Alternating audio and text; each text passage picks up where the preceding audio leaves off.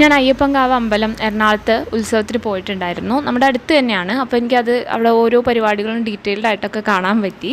ഞാൻ കുഞ്ഞിലെ അമ്പലവളവുണ്ടല്ലോ, വൈപ്പിനിലെ അമ്പലവളവ്, അവിടെ നടക്കുന്ന ഉത്സവം, പിന്നെ അവിടെ അടുത്തുള്ള ചെറിയ പള്ളികളിലൊക്കെ നടക്കുന്ന പള്ളിപ്പെരുന്നാൾ, മെയിനായിട്ട് ഞാൻ ആലുവ മണപ്പുറത്ത് വാപ്പാടെയും ഉമ്മാടെയൊക്കെ കൂടെ പോയിട്ടുണ്ട്.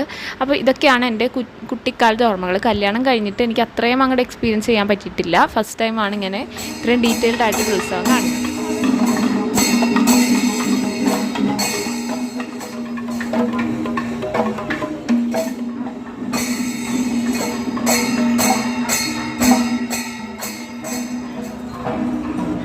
അമ്പലത്തിലെ ഉത്സവത്തിന് കൊടിയേറിയ അന്ന് ഞങ്ങൾ രാത്രി പോയിട്ടുണ്ടായിരുന്നു. അത് കഴിഞ്ഞ് കാവടി ഉണ്ടായി, അതിൻ്റെ വീഡിയോ എടുക്കാൻ പറ്റിയില്ല. പിന്നെ വെടിക്കെട്ട് ഉണ്ടായിരുന്നു, അതും വീഡിയോ എടുത്തില്ല. പിന്നെ ഇത് നമ്മുടെ പറയെടുപ്പാണ്. 3 ആനയാണ് പറയെടുക്കാനുണ്ടായിരുന്നത്. പിന്നെ പകൽപ്പൂരം കണ്ടിരുന്നു, 7 ആന നിരന്ന പകൽപ്പൂരം.